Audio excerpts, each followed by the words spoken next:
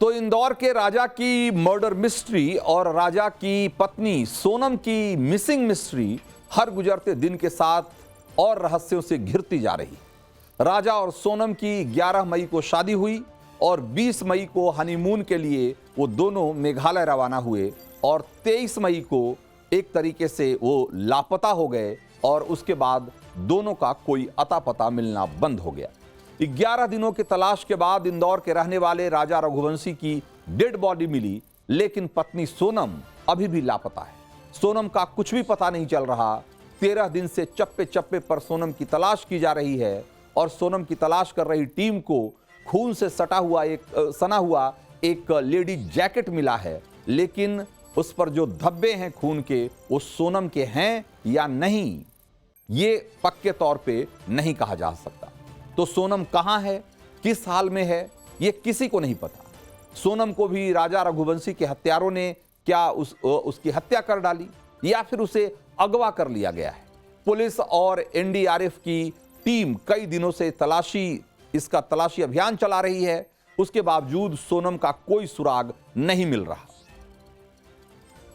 तो इंदौर के जो राजा रघुवंशी और उनकी पत्नी सोनम हनीमून के लिए मेघालय के शिलांग गए थे और उनका सफर बेंगलुरु और गुवाहाटी होते हुए मेघालय शिलांग तक पहुंचा। शिलांग पहुंचने से पहले ये जोड़ा गुवाहाटी में मां कामाख्या के मंदिर के दर्शन करने के लिए भी गया और उसके बाद वहां से शिलांग गए और 23 मई के बाद वो बिल्कुल लापता हो गए।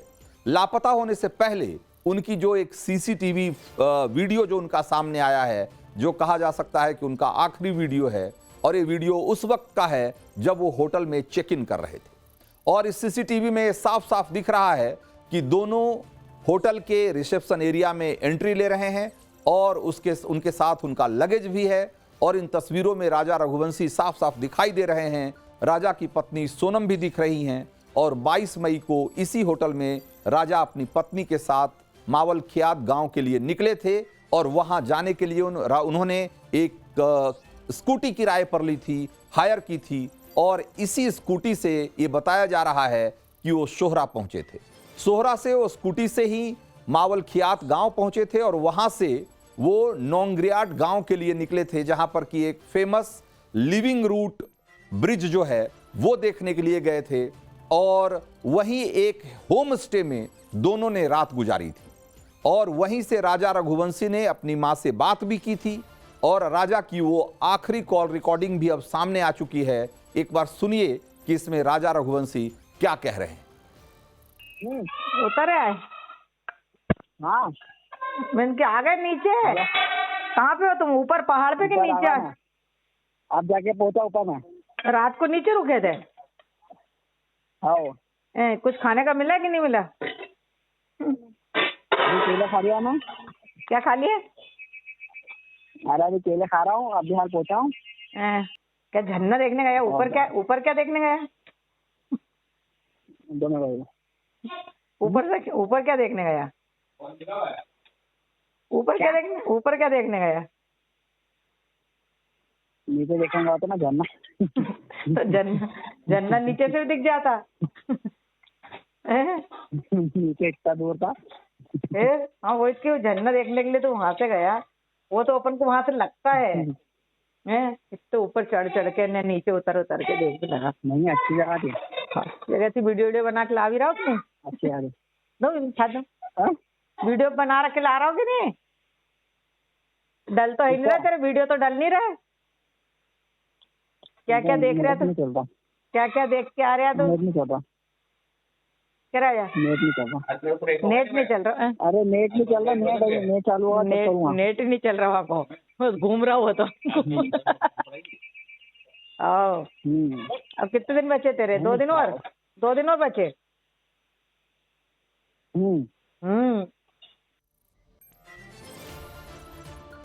तो इस वीडियो में आपने सुना कि राजा रघुवंशी कितने खुश हैं और वो कह रहे हैं कि नेट नहीं चल रहा है, मैं आऊँगा तो वीडियो लेकर आऊँगा, मैं वीडियो बना रहा हूँ। उनकी माँ भी कितनी खुश दिख रही हैं और वो एक तरीके से पल पल की जानकारी अपने घर वालों के साथ बता रहे हैं, साझा कर रहे हैं कि वो कहाँ घूम रहे हैं, क्या कर रहे हैं, क्या खा रहे हैं, कितना अच्छा नज़ारा है, सब कुछ बता रहे हैं।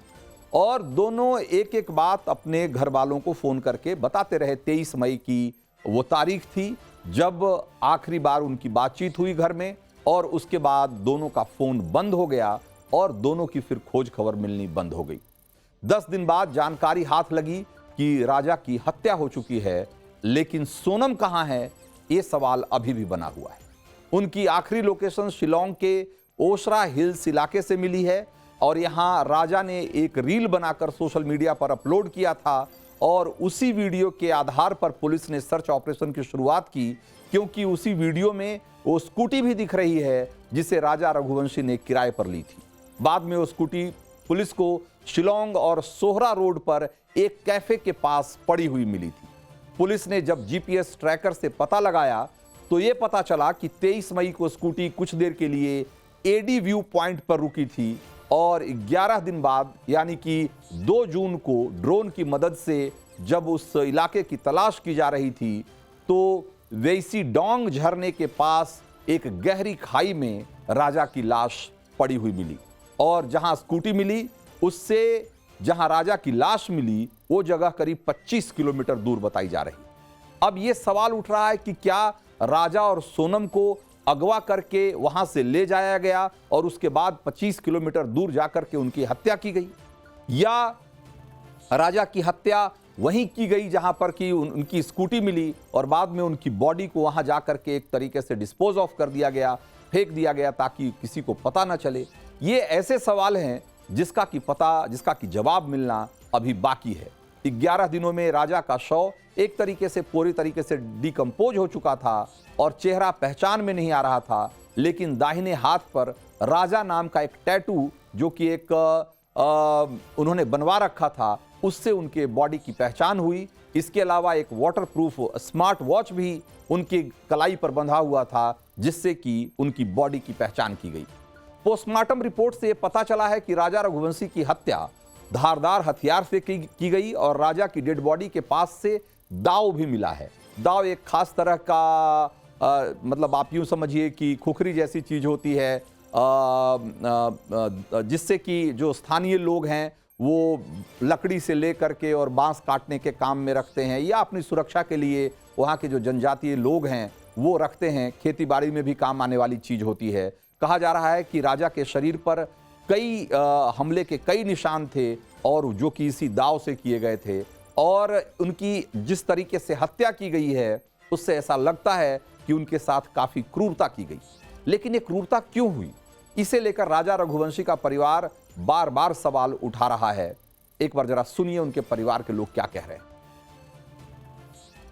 चेन, अंगूठी, ब्रेसलेट, पर्स ये सब गायब अभी। ये पीछे बांग्लादेश बॉर्डर भी लगती है तो क्या लग रहा है कि अंदेशा लग शक हो रहा है क्योंकि लोगों के सुनने वहाँ से आया तो है, तो यहाँ से जो भी कपल आते हैं नए उनको उसमें से लड़कियों को उठा के ले आता तो क्या लग रहा है शंका आपको?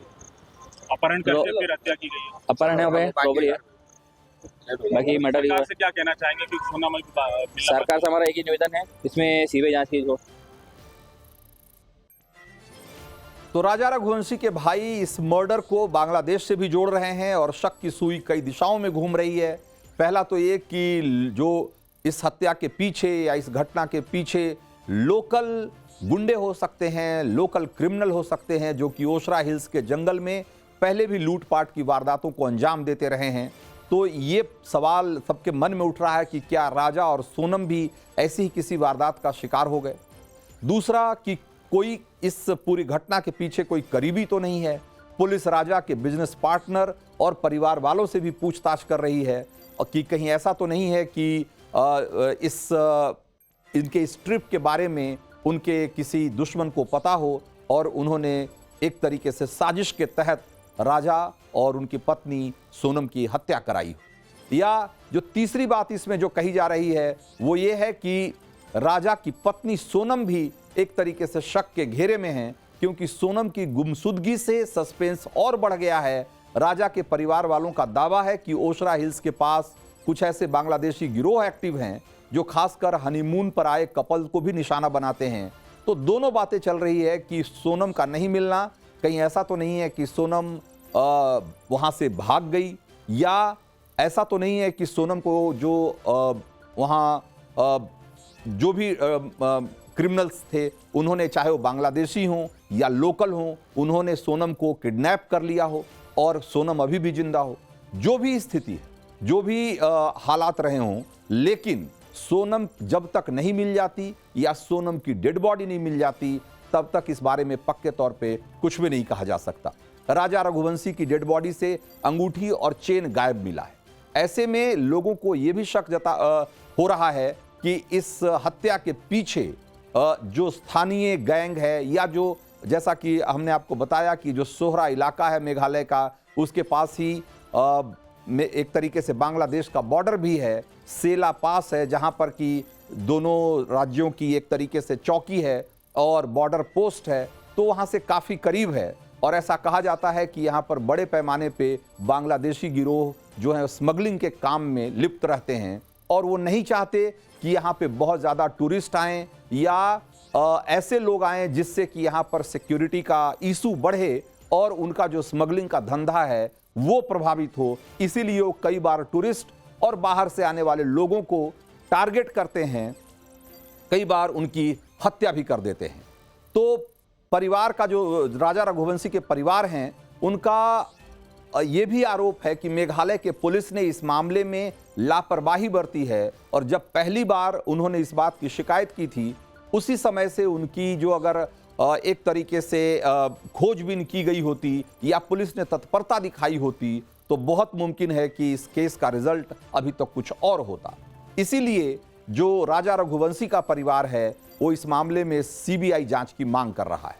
शिलोंग पुलिस पहले इस हत्याकांड को हादसा मान रही थी, लेकिन राजा की लाश मिलने के बाद से यह स्पष्ट हो गया है कि राजा रघुवंशी की हत्या हुई। शिलोंग पुलिस ने हत्या का केस दर्ज करके जांच के लिए एक एसआईटी का गठन किया है, और पुलिस ने शुरुआती जांच में लोकल लोगों की संलिप्तता से इनकार किया है। लेकिन सोनम की तलाश में पुलिस के साथ साथ एनडीआरएफ, एसडीआरएफ सबकी टीमें लगाई गई है, और उसके बावजूद सोनम का नहीं मिलना अपने आप में कई तरह के सवाल खड़े कर रहा है।